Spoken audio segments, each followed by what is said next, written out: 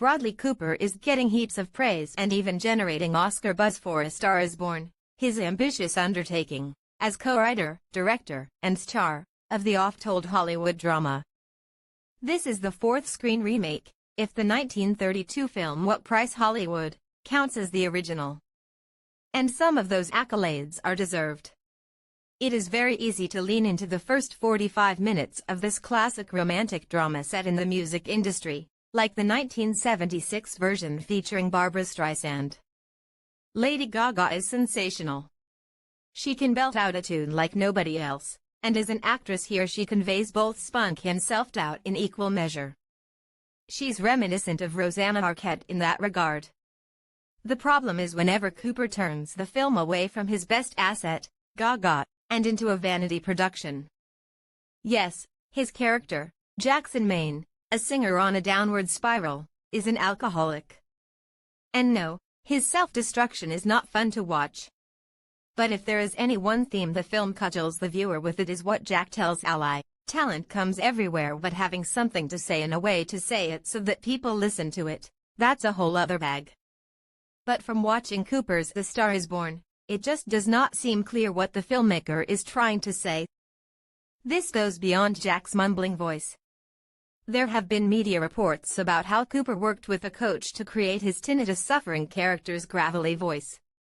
Apparently, Coop nailed it, and worked really hard at sounding like Sam Elliott. And that explains why he cast the real Sam Elliott as Bobby, Jack's 30 years older brother. The plan may have backfired. Elliott effortlessly steals his every scene, and when he disappears from the film for a while, it's hard not to want to go with him. The sibling rivalry subplot, which even includes a line, used twice, about Jack stealing Bobby's voice, seems perfunctory. It works only to telegraph the tragic denouement, which generates more relief than emotion when it finally comes. But back to the beginning. Jack, Bradley Cooper, discovers Ally, Lady Gaga, in a drag bar, where she performs live vocals that upstage the lip-syncing drag queens. Her literally head-turning performance gets Jack's attention, and it is hard not to be enchanted by this moment. But that's followed by a goofy backstage bit where he asks about her fake eyebrows, followed by a scene in a bar where reassures her about singing her own songs. His encouragement here, and in a lovely subsequent scene in a parking lot where she performs for him, are magical. This sequence culminates with Jack dropping Ally off and wanting to take another look at her in what is contrived to be the film's grand romantic gesture. These early scenes show the promise Cooper's The Star is Born has and fails to maintain. The romance between Jack and Ally is neither convincing nor compelling. They should have mutual respect. She is grateful to him, but he treats her worse as her star rises, making her seem needy and codependent. At one point, she refuses to go on tour without him, to prove how much she loves him, but her decision seems based more on obligation than any true emotion. Moreover, when someone tells Jack, "She loves you too much to tell you the truth," it is practically risible. There is some chemistry between the leads, but not as much as Coop thinks.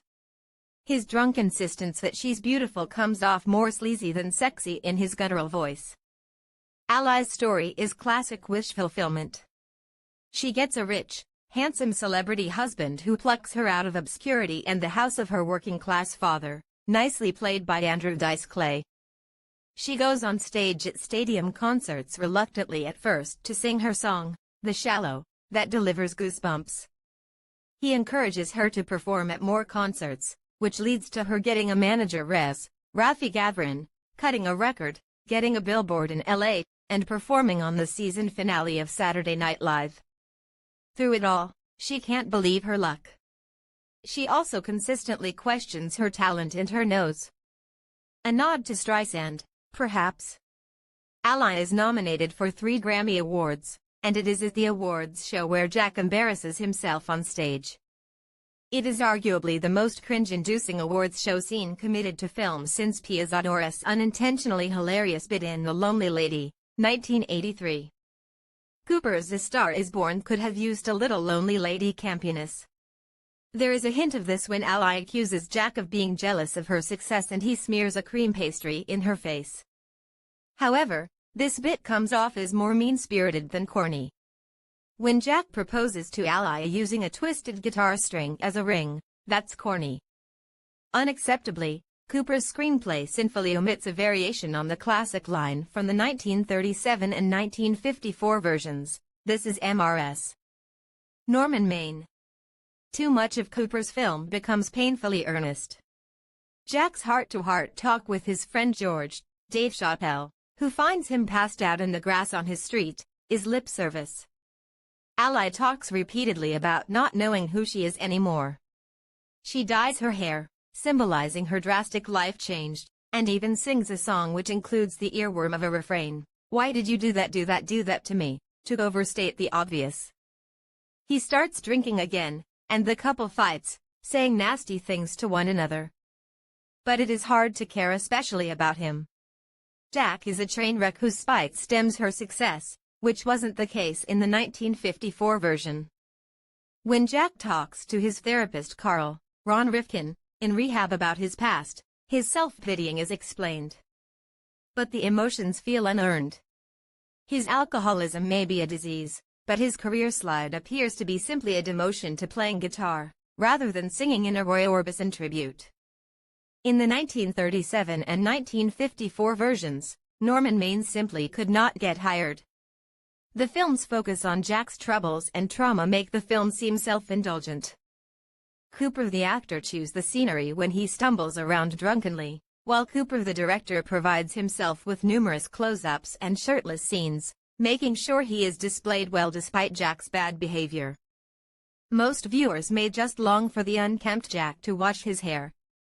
Perhaps Cooper deliberately focused on himself so that straight guys dragged by their girlfriends will maintain some interest in this overlong and underwhelming soap opera.